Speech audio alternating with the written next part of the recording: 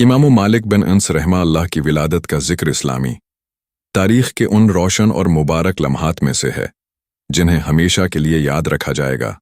आपकी विलादत 93 हिजरी में मदीना मुनौरा के अंदर हुई। वो मदीना मुनौरा जो रसूलुल्लाह की हिजरत गाह बना, जहां दीन इस्लाम की बुनियादें मजबूत हुईं, जहां कुरान नाजिल हुआ, जहां सहाबा कराम रजी अल्लाह इन्हम ने दीन की तबलीग व इशाअत की और जहां से इल्म की रोशनी पूरी दुनिया में फैली। इमाम मालिक रहमा अल्लाह का ताल्लुक एक मौजिज़ और इल्म दोस्त घराने से था।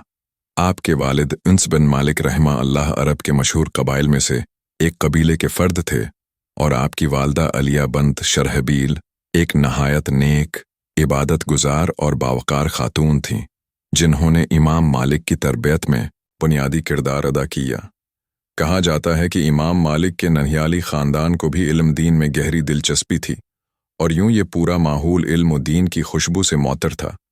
आपकी पैदाइश के वक्त मदीना मनूरा इल्मी और रूहानी लिहाज से अपने उरूज पर था। वहाँ ताबीईन की एक बड़ी जमायत मौजूद थी जो बराह रास्त सहाबा कराम से फैज़ याफ्ता थी और उनसे इल्म हदीस, इल्म कुरान और फ़िक़्ह सीख रही थी। गवया इमाम मालिक ने आँख ही एक ऐसे माहौल में खोली जहाँ हर तरफ अल्लाह का जिक्र, रसूल की अहादीस और इल्म की महाफिल बरपा थीं। इमाम मालिक रहमा अल्लाह के बचपन के कुछ वाक़यात कतब तारीख़ में मिलते हैं, जिनसे अंदाज़ा होता है कि आप बचपन ही से एक गैर मामूली ज़हानत और हाफ़िज़े के मालिक थे। कहा जाता है कि इमाम मालिक का हाफ़िज़ा इतना कवी था कि एक बार जो बात सुन लेते वो कभी नहीं भूलते थे। आपके चेहरे पर नूरानियत झलकती थी और आपकी तबीयत में संजीदगी और वक़ार बचपन ही से नुमायां था। बचपन में ही आपको कुरान करीम हिफ्ज़ करवाया गया और आपने नहायत कलील मद्दत में कुरान मजीद को मुकम्मल याद कर लिया। इसके बाद आपने मदीना के मशहूर उसातिज़ा से इल्म हदीस पढ़ना शुरू किया, लेकिन ये सब सफ़र आगे का है।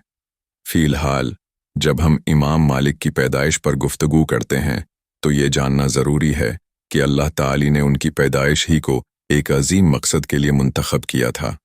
वो मकसद ये था कि आने वाली सदियों में इस्लाम की हिफाजत, संत रसूल की खिदमत और दीन की बुनियादों को महफूज रखने के लिए एक ऐसा शख्स दुनिया में आए जो इल्म में पहाड़ की तरह साबित कदम, किरदार में रसूलुल्लाह के सहाबा की झलक रखने वाला और दुनिया के लिए रोशनी का मीनार बने।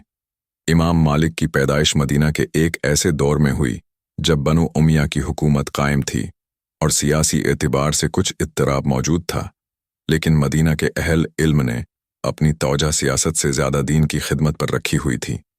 यहाँ के गली कोचों में कुरान की तलावत गूंजती थी। मस्जिद नबवी में दिन रात दर्स व तदरीस का सिलसिला जारी था और लोग दीन के मसाइल जानने के लिए बड़े बड़े ताबीन के पास आते थे। उन्हीं फ़ज़ाओं में इमाम मालिक ने जन्म लिया। आपका नाम मालिक बन अनस बन मालिक बन अबी आमिर रखा गया और आपके ख़ानदान को बनो उसबह कहा जाता था, जो अरब के मशहूर और माज़िज़ कबाइल में शुमार होता था। इमाम मालिक की वालिदा अलिया बंत शरहबील ने आपके बचपन से ही उनकी तरबियत में ऐसी गहरी बसीरत और दौरअंदेशी दिखाई कि जिसकी मिसाल कम मिलती है। वो इमाम मालिक को न सिर्फ कुरान सिखाते बल्कि साथ साथ अदब, एहतराम और संत रसूल की मोहब्बत भी उनके दिल में बिठाते। रवायत आती है कि जब इमाम मालिक हदीस पढ़ने के लिए अपने उस्ताद के पास जाते तो वालदा निहायत मोहब्बत और इज्जत के साथ उनके कपड़े दरस्त करती और कहती, बेटा जब उस्ताद के पास बैठो तो पहले अदब को लाजिम पकड़ना, क्योंकि इल्म सिर्फ उसको मिलता है जो अदब करता है। और ये बात इमाम मालिक की पूरी ज़िंदगी में नज़र आई कि आपने हमेशा इल्म से ज़्यादा अदब को मुकद्दम रखा और अपने उसातिज़ा के सामने इंतहाई आजिज़ी और एहतराम के साथ बैठते। इमाम मालिक की पैदाइश का वाक़या इस लिहाज से भी अहम है कि अल्लाह ने आपको ऐसे घराने में पैदा किया जो मदीना में ही रहता था, और मदीना वो जगह थी जहाँ रसूलुल्लाह का रोज़ा मुबारक था। आपकी संतों का अमली नमूना वहाँ के लोगों में दिखाई देता था, यानी इमाम मालिक को इस्लाम के सबसे कीमती सरमाया यानी संत नबूई के दरमियान परवान चढ़ने का मौका मिला। ये सब कुछ इस बात की दलील था कि अल्लाह ताली ने उनको बचपन से ही एक ख़ास जिम्मेदारी के लिए तैयार करना था।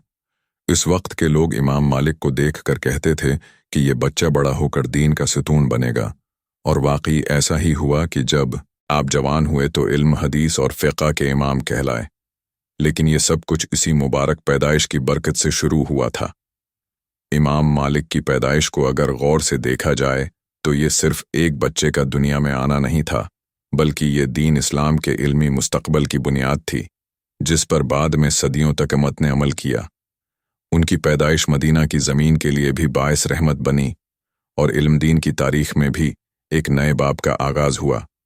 یہی وجہ ہے کہ آج جب ہم ان کی ولادت کا ذکر کرتے ہیں تو ہمیں یہ یقین ہوتا ہے کہ اللہ تعالی نے انہیں اپنی خاص حکمت کے تحت بھیجا تاکہ وہ دین اسلام کو مضبوطی سے آگے بڑھائیں، سنت کی حفاظت کریں اور امت کو علم کے میدان میں ایک ایسی روشنی فراہم کریں جو قیامت تک باقی رہے گی۔